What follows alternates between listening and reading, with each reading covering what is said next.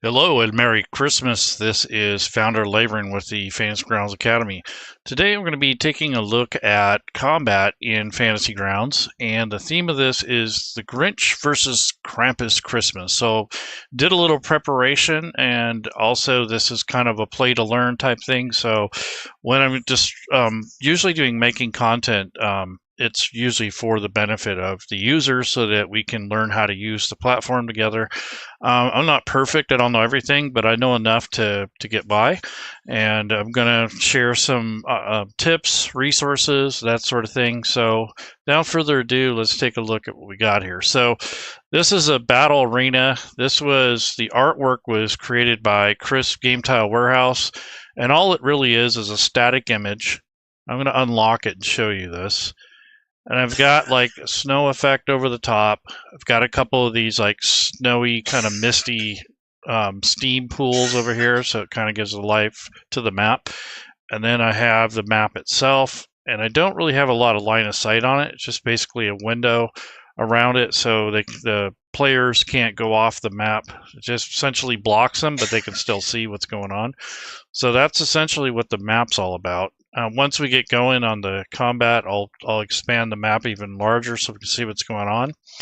And as we speak right now, I got both the combatants on here. So I have Krampus over here on this side, and then on this side over here, I have the Grinch.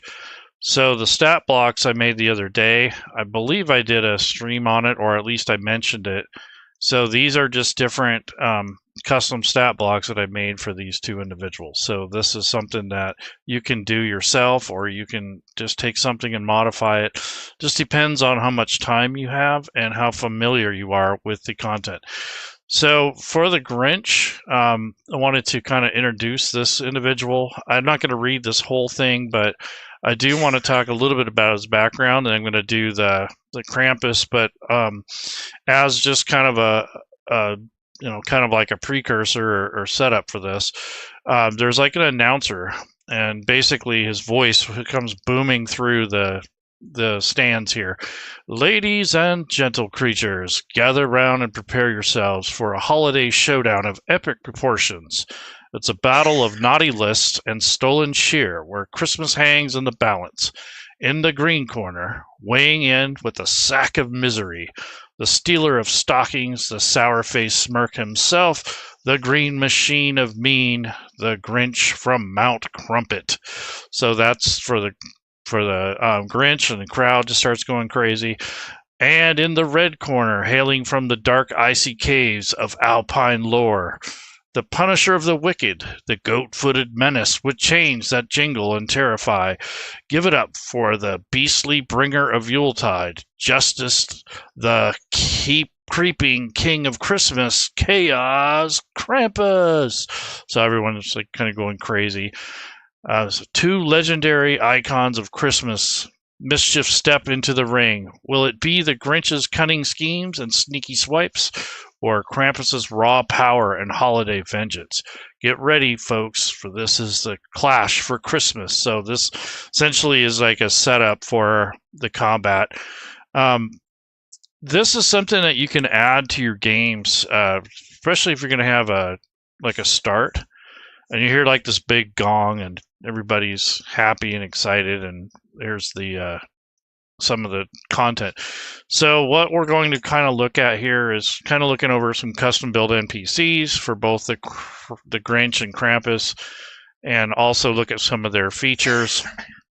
We'll do some combat, so we'll show tools like for the combat tracker, party sheet. Actually, these aren't characters, so we don't need the party sheet. And then the NPCs themselves, since they're kind of like boss characters, they actually have their own tactics. And hopefully this will inspire you to play and add a little holiday spirit or horror to your own campaigns. So why would someone want to watch this? Well, for one, you could support us, right? And also learn more about Fantasy Grounds. Even though it may not be your rule set, you're still going to kind of get some ideas on how to set the stuff up. Whether you're a seasoned dungeon master or a Fantasy Grounds enthusiast, or you're just here to speculate which of these two titans will win when they're battling out. The video has a little bit of something for everybody. So if you guys are interested in this kind of thing, leave us a follow or like. Learn how to create fun seasonal encounters, expand your 5e repertoire in this case, and watch as Fantasy Grounds take center stage for this holiday event. So I kind of planned this out the last few days. And what I've done here with this kind of summary is I've taken and kind of given myself shortcuts and things that I can send to the player. So this announcer stuff, I could click on that and that would send this over to the chat. So you can do that. You can also tell Fantasy Grounds that instead of just having this narration, I can actually hit Control-Tab and put announcer. So next time I click on that, it's going to actually say that the announcer is saying this instead of just generic narration. So that's something that can be done. You can format text. And this map here was just an image that I had layered some assets on top and put a snow effect, and then put in these little steam gouts here coming up from the cracks and from these pools of water. So these are just things you can do to make your content more enjoyable, more immersive, make it more interesting. So let's take a look at the combatants here, the NPCs. So since I have them in the combat tracker, all I have to do is click on this little link on the right-hand side of the combat tracker. So I'm just going to left-click, and that'll bring up the notes. Here's the main tab where most of their attacks and stuff are. And then here's the notes. And then if you have any artwork, that'd be on the back page.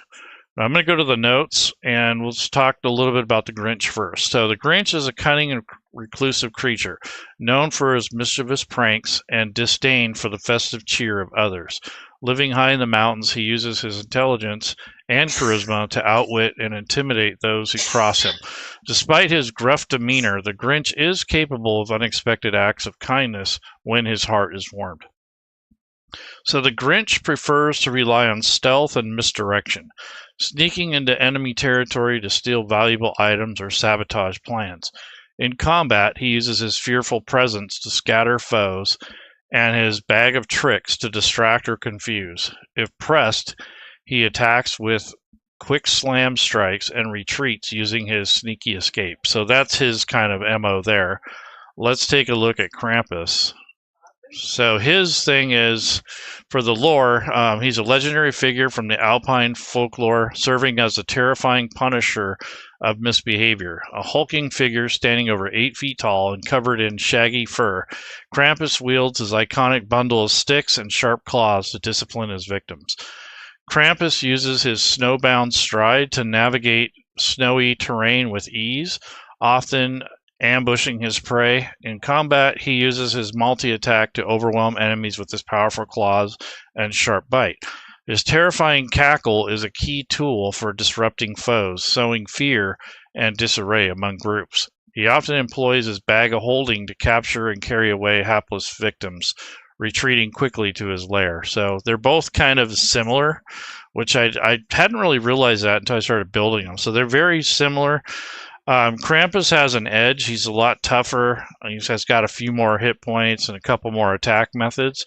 But the Grinch is a lot quicker. He's immune to poison, and they both have some immunity to the cold. So cold damage doesn't affect them. As far as movement goes, I'm going to put them on an even playing field for the most part. I think Krampus would have the advantage if he had to cross his bridge or something like that. But the rest of the stuff I think is pretty basic for both of them, since they're both used to this kind of climate. So I'm not going to enforce too many movement restrictions other than this cavern over here. The other thing is visibility.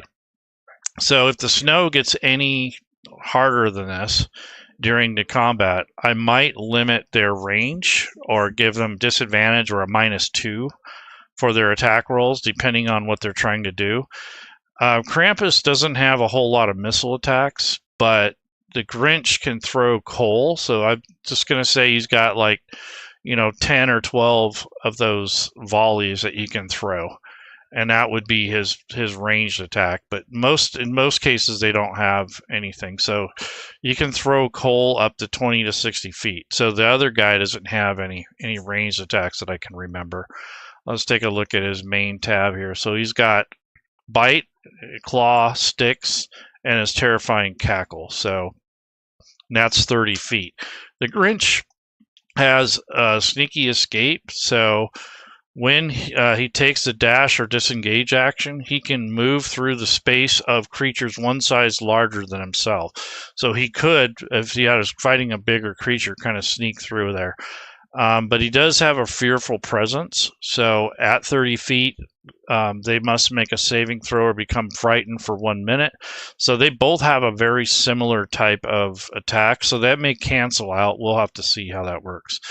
But nonetheless, let's get started. So first things first is you make sure that your combatants are on the combat tracker. So that's the first step after the characters are made or after your NPCs are set up. Both of these I'm controlling as the GM, so these are not characters or NPCs. And it looks like the Grinch has 90 hit points and Krampus has 105, so he's a little bit tougher. So what I want to do here is go ahead and go to the menu. And I'm going to roll initiative for both of them at the same time. So go to initiative and roll NPC initiatives. So now that I've done that, it looks like the Grinch goes first, which doesn't surprise me because he's got a higher dexterity and he has stealth and all the other stuff. So I'm going to go ahead and make this map a little bit bigger so that way we can see what's going on. So I'm going to expand this out. And then for the stat blocks, if I need them, I can call them up and they'll be right here where I left them. So for example, if I need to look at something, I can pull up the sheet. But for the time being, I think I'm going to make sure that you guys can see the battle arena more. And then I want to take and turn on this compass thing so I can actually move the map around. And there we go. So now you get kind of a full range view of the arena and the combatants. So what we're going to do is decide how we're going to do this. So what I'm going to do is over here in these areas, there's a little bit of cover here. I would say no more than a 2 modifier, so partial cover, and also from the bridge. So the bridge can also kind of supply you a little bit of cover, but I'm also going to say that if you try to attack from a prone position or if you're like hiding in here, it may be a little bit more difficult. We'll see. So let's go ahead and take movement. Now as the game master, in many cases, if you don't have extensions loaded and stuff, you should be able to move the token freely. But if you want to emulate how a player would move in this case, I'm going to hold down the Alt key and I'm going to drag the token. So he's going to move over here where there's cover. So I'm going to go ahead and drag it. And once I've done that, yeah, it's kind of acting weird. But once I've done that, I'm going to go ahead and approve it. Yeah, I don't know what's going on. Something's going on with the movement, but nonetheless, there we go. So he's moved over here. Now he has partial cover. So I guess his whole thing is stealth pretty much. So he's going to go ahead and take it easy. However, once he's done, I think what he'll do is throw some coal, but I don't know how far away his enemy is. And he's also doing it from behind cover. So maybe he'd have a bonus or a penalty. We'll see. So I'm going to hold down the right control key and click on a target. And looking at that, it's 195 feet. So that's way too far away. So no dice on that. So I'll just hold on to the right control key again and go ahead and click on it again, and that will remove the targeting. So that's kind of important if you're going to be doing combat. You'll learn how to target by holding down the right control key, clicking on the targets, or in the combat tracker, you can use the little target symbol and drag and drop it onto one of your other targets in the combat tracker. So there's 2 ways you can do it. So I think for the time being, he's going to look through his bag of tricks and he's going to see if there's anything in there. Now I didn't set that up, but I imagine he's got some weird trinkets in there Maybe he's got like a bag of marbles or something, but nonetheless, it's snow and ice, so I don't think much is going to help him in there. So he's just kind of digging through nervously, thinking about how he wants to deal with this, the onslaught of this enemy. So I'm going to say he moves, and he's going to hold his action. Just say, like, if this guy comes close enough in range, he's going to attack with his coal throwing ability. So I'm going to hit the down arrow. So next actor. So as you notice, the whole map moved when I went to the next actor. So you can actually turn that off if you need to. As the game master, I don't want the map to move. So I'm going to right click, go to view, zoom to fit, and kind of zoom in on this. And then I'm going to go into the options. And this is per user. So I want to make sure that this, where it says turn, token select, or reselect, it says center. I'm going to turn that off. So this way it doesn't move on me anymore. And I'm actually going to move the token. So I'm going to hit Control again, and I'm going to move, or excuse me, Alt. And I'm going to move double his movement rate. So he can move 40 feet, Krampus can. So let's see what we got here. So he's going to move 40 feet, and I'm going to double it because he's going to sprint.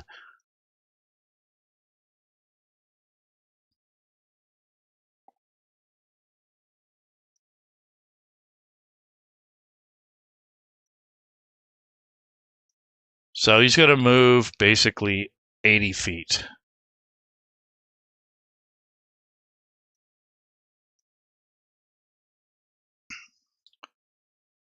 So that's his turn. He's basically done his move. He doesn't really have anything he can do. He has an idea of where the Grinch is, but he's going to basically just kind of savagely run towards him with like his teeth bared and everything. When he gets close enough, he might try to use his frightful presence or terrifying cackle. And the other one has frightful presence. So first round is kind of a wash. Nothing going on other than moving closer. The snow is still the same. No environmental factors yet. I did throw in an encounter in case things get stale. So there's 4 ice mephits that live down in these fissures down in the cracks here. And if things get boring or gets too lopsided, I'm gonna summon those, and they'll pop up here and attack both assailants. So we'll see what happens, but we probably don't have to use them. We'll see. So that's his turn. So I'm going to go ahead and advance, or go to next actor, or turn complete, depending if you're a player or not. And now we're back to the Grinch. So it highlights the actual token, and now I can decide, let's see how far away he is. So I'm going to hit the control key. So he's going to pop up from behind cover, and I'm going to hold the right control key and click on the target. Oops, let me make sure I got this right. So click on him, and now there we go. So that's 115 feet. That's still pretty far away. So the Grinch has a throw, but he can only throw 20 to 60 feet. So he could do that, but he'd be hindered. So I'm not gonna sweat it. So I think what he's gonna do is hide. So in this round, I'm gonna have him roll a stealth check, and I'm gonna have him hide back here, and this basically that'll be his turn. So he's just gonna spend the time hiding. Maybe he'll get kind of like, not necessarily a sneak attack, but he might get some kind of advantage. So I'll go ahead and hold down the control key again and click on the target, and that removes the targeting. So that's something that happens quite a bit during combat. If you use targeting, is if players or even the GM will forget to remove it. So after a target is dead, or you want to switch targets, you have to make sure you untarget it first, and then target the next thing, or don't target at all. So just depends on what you're doing. So he's going to hide. So that's going to be his action. And I'm going to roll a stealth roll. So I'm going to bring up his character, or his NPC stat block. And here's the stealth of +6. I'm going to drag and drop that into the dice tower. And what I'm trying to do is beat or exceed the Krampus's basically his ability to notice. So we'll see what happens. So We have to roll over his passive perception. So I'm going to go ahead and roll and put it in the dice tower just out of habit. I don't have to do that because I don't have any players connected, but just a habit to get into if you don't want them to see the result. So here's the stealth check, left click and drag, drop it in the dice tower. And that rolls a total of 15 with his bonus. So if I bring up the Krampus's, his passive perception is probably not very high. So probably it's 14. So that beats it. So he's hidden, essentially. So that takes care of that round. So he's hiding, and maybe he just moved over 5 feet, and then he did the hide roll. So that's basically what he's doing. And he's getting ready for, bracing for impact, essentially. Okay, so Krampus is a little bit confused. He slows down. He doesn't run the full time. So he's only going to move his full movement rate without running or anything like that. And he'll assess the battlefield. We're going to give him a perception check to see if he can spot where this guy is. He has to roll a 15 or above. So his turn is going to be to move his full movement rate. So again, hold down the Alt key and drag this thing until we get to about 40 feet. I don't know what's causing this. It's really weird, but anyways, he's moved out this way close enough, and he's going to look in this direction and take a look and see if he can see. So his perception, he gets a +4. I'm going to roll it in the dice tower. So the +4 perception, drag and drop it into the dice tower.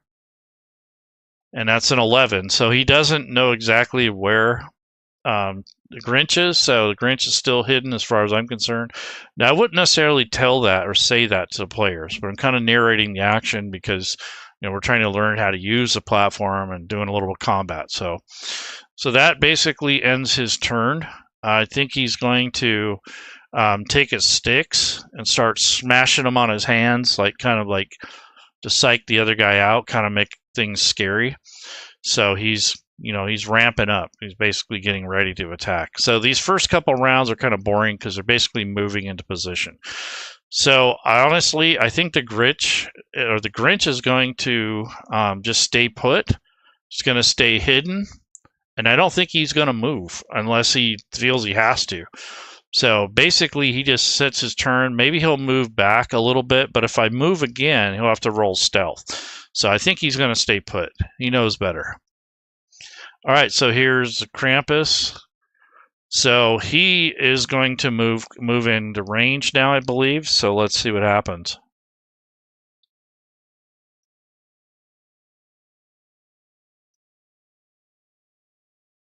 Yeah, I don't.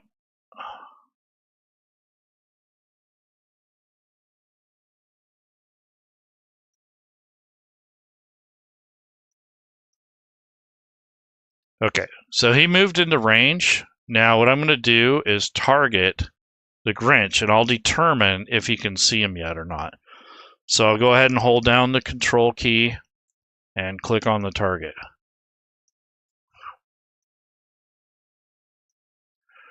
So no, he can't see him yet. He's still kind of covered. Plus there's this steam or whatever from the pool obscuring the area. So he doesn't see him. He knows he's in this area, but he doesn't actually see him.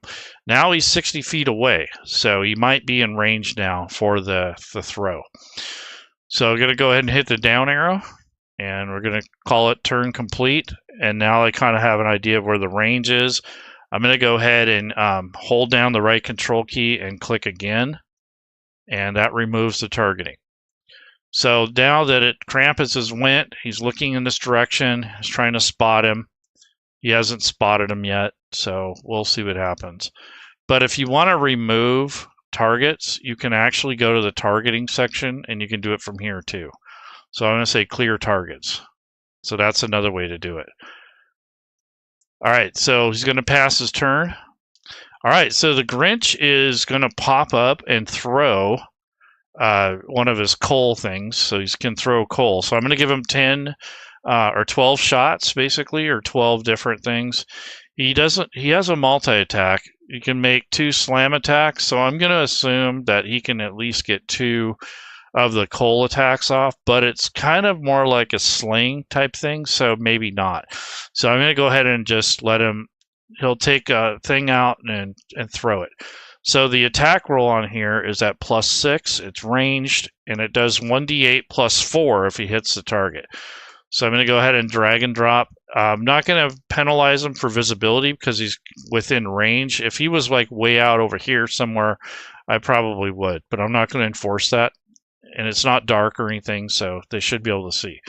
So I'm going to take this attack roll, left click and drag, and drop it on the target. So this is to see if he hits.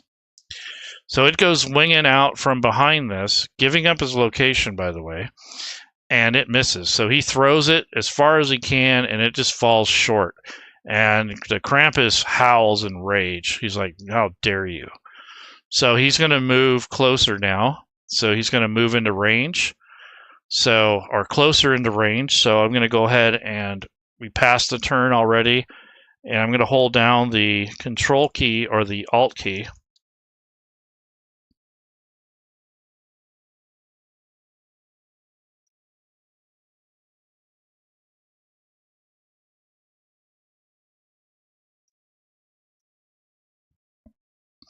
So now he's in range. He sees him, and he starts jumping up and down, and he's going to do his terrifying cackle. So he goes, this is kind of like this really loud, kind of horrific sound.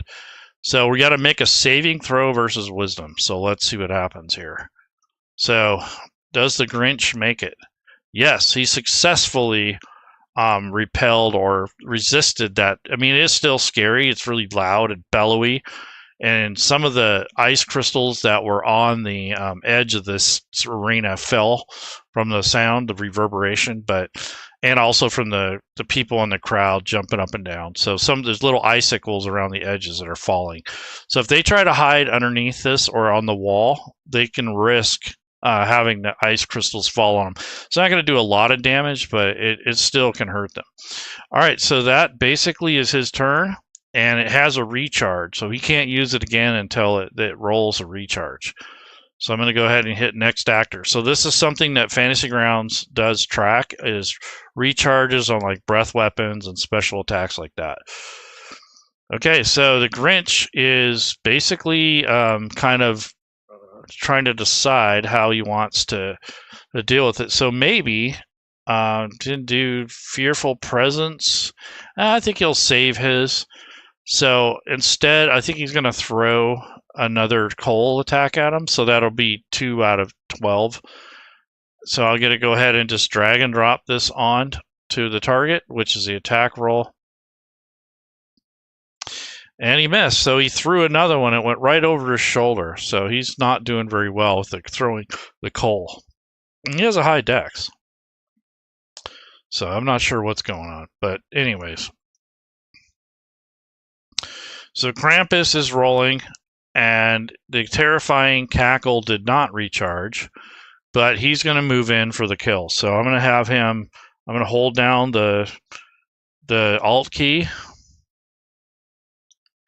and move right into melee range. Now this could be seriously deadly here, so we'll see. So he gets 3 attacks. He gets 2 claw attacks, or he can use his sticks, or he can use a bite, and then he has the terrifying cackle. He doesn't have that right now, but so we'll do first we're going to do the 2 claw attacks. So both of these, he's kind of rearing up, and he hits on that one. So one of the claw attacks basically lands. Ooh, ouch. 14 points of damage. Ow, this guy's got devastating attacks. I think he should have probably ran instead of holding his ground, and then there's another hit. So this might be over pretty quick, folks. So the crowd is going crazy. The fact that the first blood has been drawn, I mean, everyone's kind of going crazy over this. Oh, wow. So, ouch. So, 23 points of damage just in 2 claw attacks, and now for the bite. So he's basically grappled him a little bit. It's kind of pulled him closer, and now he's going to try to snap at him with his claws. So his teeth come gnashing down, and they do land a hit. I saw it was almost a 20. I mean, a natural 20. That would have been really devastating.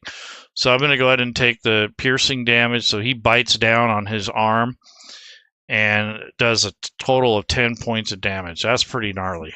So yeah, that was pretty devastating.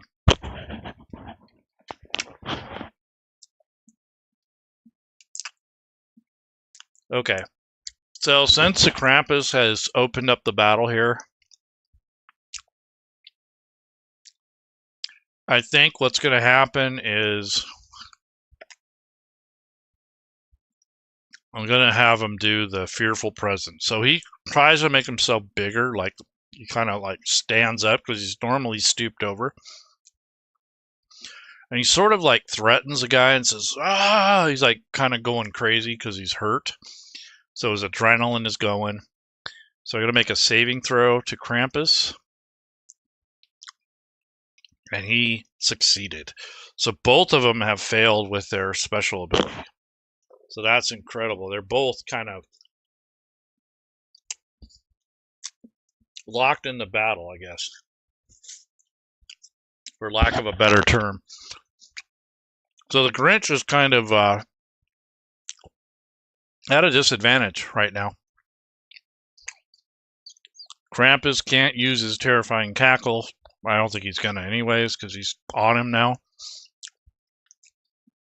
So he gets 2 sticks attacks instead of the bite and the claws. So he's going to rear around with the sticks and hit him, or try to.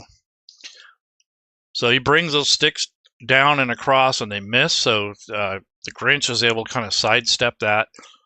And he does a backswing to try to hit the Grinch again. And they both miss. So I don't think he's going to be doing the sticks attacks anymore. But basically, you can hear this clatter. And the Grinch is kind of just ducking underneath the attacks, kind of moving around. It's like a snake, kind of. So that is basically his turn. So we'll go ahead and end it by going to next actor or turn complete. And the Grinch actually had the recharge on his fearful presence. So he's going to do that again because he wants to get the guy off of him. So let's go ahead and drag and drop that onto him. See if he makes the save again. And he failed the save this time. So now he has the frightened condition. And what it says is that the Grinch can unleash an aura of fear. Each creature of the Grinch's choice within 30 feet must succeed on a DC 13 saving throw or become frightened for 1 minute. A frightened target can repeat the saving throw at the end of their turns, ending the effect until on itself. So he's going to move away. So I'll hold down the Alt key.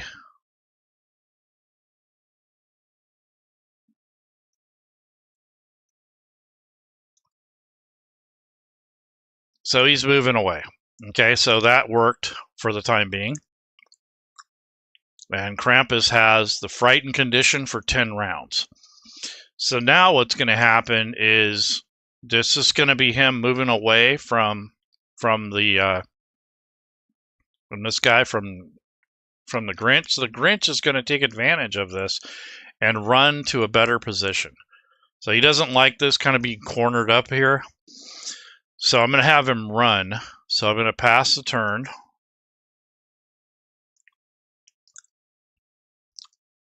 And Krampus is already moved, essentially. But the Grinch, so he's going to move away. So I'll hold down the Alt key.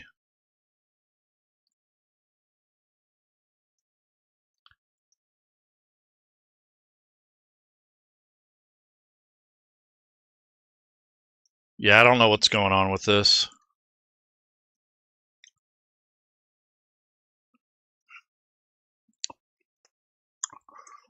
So Krampus is moving away.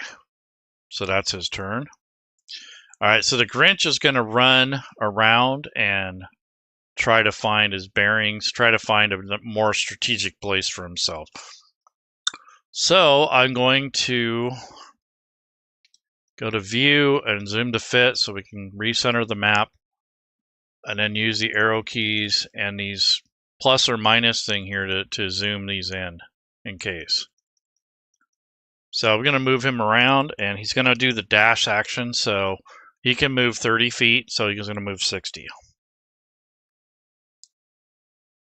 So there's that, and probably about there. So he's basically made his move, and he's kind of running around taking advantage of the time that he has. So we'll go ahead and hit the down arrow. No recharge on the terrifying cackle, and he does get to make another save.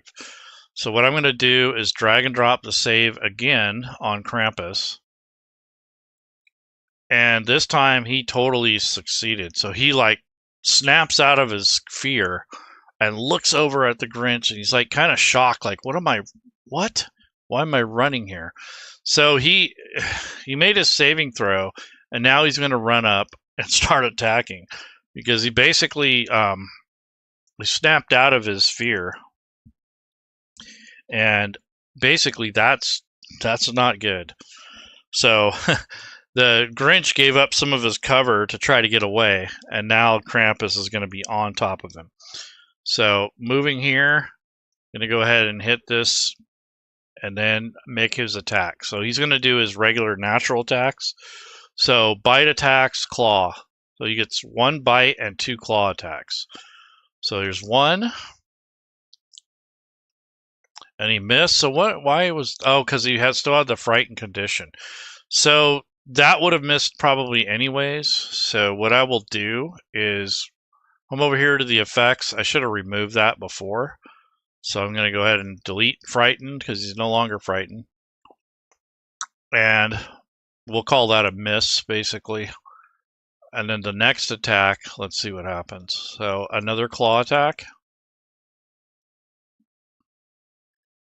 And that missed as well. So luckily the Grinch doesn't get bitten here, or doesn't get swatted with the claws. And now for the bite. So devastating bite, is that going to happen? Yes. So he tried to swing at him with his arms, and it come flailing out, and the Grinch was able to kind of block those or duck underneath them.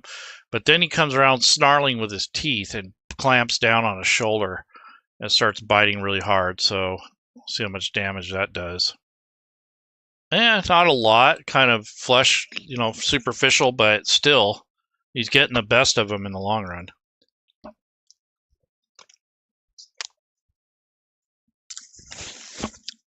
So things aren't looking very good for our buddy the Grinch. So what started this whole fight was that Krampus came into town for Whoville and tried to take his territory.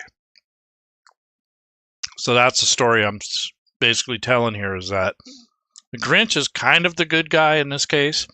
He's protecting his territory, even though he's rotten.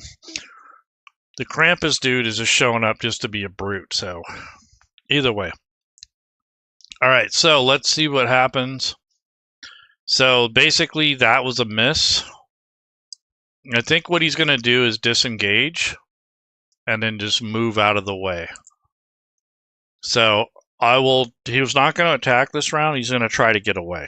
And that makes more sense. So again, holding down the Alt key. I don't know why this movement thing is so jacked up, but it is. There we go. So he's basically moved away. So what's that? 5, 10, 15, 20. There we go. Close enough. So he's moving away. That's his turn, basically. Ooh, Krampus's terrifying cackle has recharged, but he's not going to use it. It's more of a defensive thing. I don't think he would use it right now.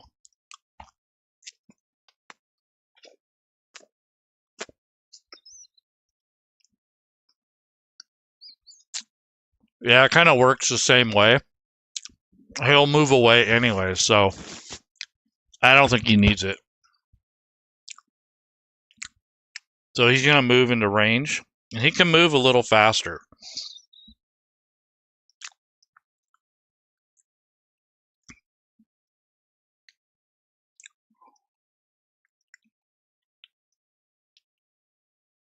Now let's see.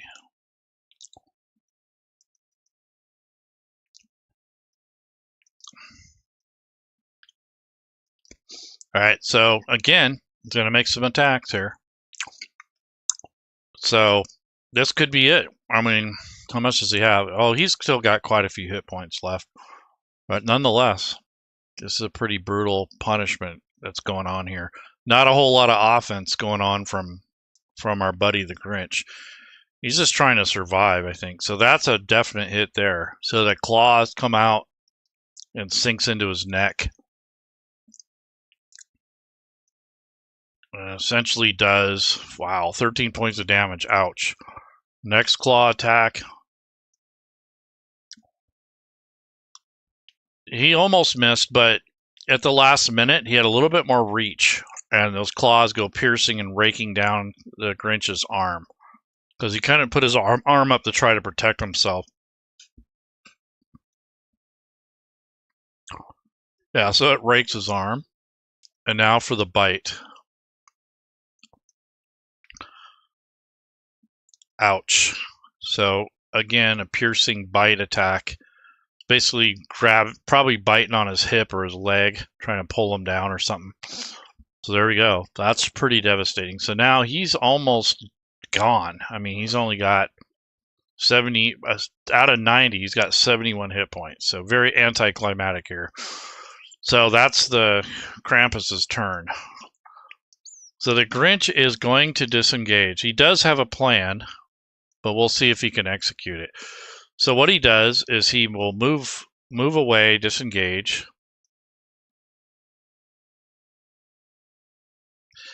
And then I'll have him move up here. So he's climbed up this surface up here on this edge. This thing's only about 2 feet tall, maybe at the most, maybe a foot and a half. So he's standing on top of this, and basically he disengaged, so he's not going to attack. But what he's doing is he's trying to basically get the Krampus to chase him. So he's bleeding out too. I mean, he's hurt, but he's got one last trick up his sleeve. So Krampus obviously isn't going to give up. So he's pissed off, and he's wild and crazy. So I'm going to move him.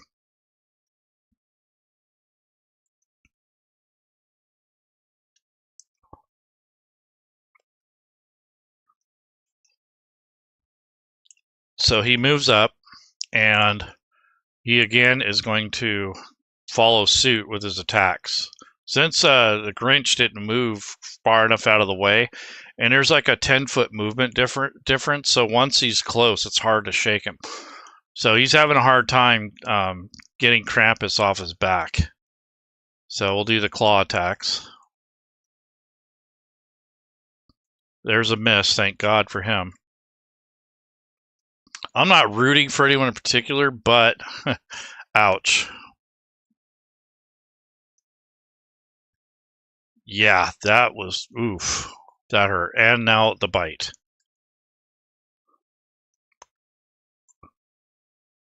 Ow.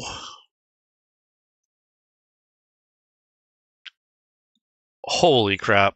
So, it looks like he went down. He's dead. That was it. Wow. It was all this hype, and it just turned out like this. Wow. Okay, so basically, he comes up. First attack, he swiped at him and it missed. The second claw grabbed him by his throat and started clawing him around his collar and his neck. And then he just went forward with his jaws and just took a big bite out of his cheek or something like that. Spits out the blood, and then the Grinch just tumbles down. He basically just falls on top of this thing. It's kind of basically dead. And in Fantasy Grounds, it'll show prone, unconscious for a dead person. And then if you look closely, it has these little symbols here. And then it's grayed out too. So that's how you can tell. So let's see what happens. So he's going to raise his hands up like he's victorious. And he starts growling. Let's go to this next turn. I just want to see how this turns out. Oh, he exceeds the points by 7, so he's dying. I see. So there is no save here. He's basically, yeah, he's a goner. All right, so that basically I thought it was going to be a little bit more action. I think I'm going to have to match these two up a little better next time I do something like this. It's going to do like a werewolf versus a vampire. And also, as the GM, I could have sprung the other encounter I had. So on this map here, I got an encounter with ice mephits. I could have added these to the tracker, and basically they fly up from this area down below, and they would end up attacking both of these guys. So I could have sicked these guys on them too. So yeah, I didn't want to drag this on too long because it's Christmas, and on top of that, you start getting too many complications in there, and trying to show people that can get really confusing. But basically, I sprung another encounter. I had this kind of in the back in case. So if you're running a combat and you're a little bit concerned about your players, if they're going to survive or not, especially when it comes down to dice rolls, I just put in like an encounter that, like, maybe there's some native creatures that are going to kind of help the players indirectly, even though they're not allies. So this could have played into the favor of the Grinch, where these guys started attacking, and maybe two of them were attacking, or two or three were attacking Krampus, since he's the most aggressive, and then one of them would attack the Grinch or something like that. Just depends on, or maybe the bigger target.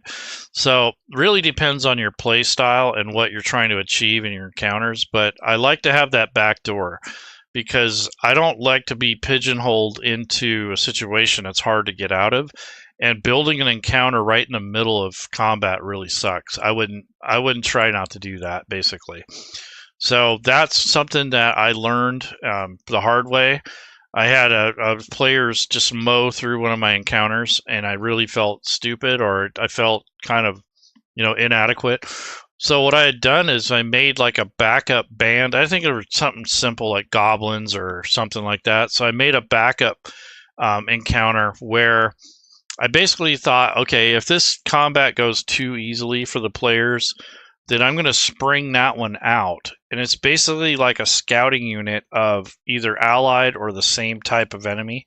Not as many as what they first encountered, but a couple more. And that kind of gives the combat a little bit more teeth to it, and not so cheesy. Like, this was really cheesy. I apologize. This didn't turn out the way I thought. But you never know with the way the dice are going to roll. I knew that the Grinch was at a disadvantage, but nonetheless, that was the Grinch versus Krampus Christmas clash. I hope that you guys had a little bit of fun. I hope it shines some light on how to use the platform a little bit, and kind of shows you basically how things can go wrong. And I made a couple mistakes. Like, what did I do that wrong? Oh, I missed one of the turns because I'm going back and forth. I'm the same person doing all the turns, so I missed one of them. I forgot to move one. There's little things like that that'll occur throughout the game. So that's something you have to just hand wave. I mean, nobody's perfect. I didn't catch everything. And if you remove this dead target, so let's say you have a whole bunch of dead creatures or something like that. So if I double click on this delete item, it'll leave this little blood splatter behind. The other thing you could do is, for these NPCs, if you have the fancy dice, which, by the way, if you haven't checked out the winter sale, I mean, there's a bunch of sales going on. But if you want to assign specific dice to specific creatures, you can go into your dice settings. And what I'm going to do is you can set up a die for a certain NPC. So if you wanted this guy to have, let's say I wanted the blood claw ones, what you can do is come down here to NPC dice. I'm just going to delete these. And take this NPC record, which is the, let's see if it'll take this. No, I got to do it for the NPC. So take the NPC record, drag and drop it there, and then you can take whatever dice you want that you own in your library. And so this would be the blood claw with effects. So this would be the die that the Krampus would use. So let's see, just check it out. Double click on damage. Yeah, so there's the attack roll. So that would have been cooler or a lot more immersive if I would have done that. I didn't even think about that till after the fact. And then I could have done like a green thing for Krampus, or for Krampus, for basically for the let's remove, I'm going to take and go to my NPCs, and this time for NPC dice I'll take the Grinch. I'm just going to put him back on the combat tracker just for the sake of it, and take his shortcut, put him on here. And now I probably use that green kind of, here's the green, there's clovers, and there's the death skulls. Or I can do the fallout. There we go. So that would give them this green kind of thematic for what they represent, or their colors, if you wanted to do something like that. So on his offense, yeah, so there would be the slam attack. So I should have used that. I didn't even think about that till now. But anyways, folks, you guys enjoy your holiday. Merry Christmas, Happy New Year, and I'll see you guys around. Bye-bye.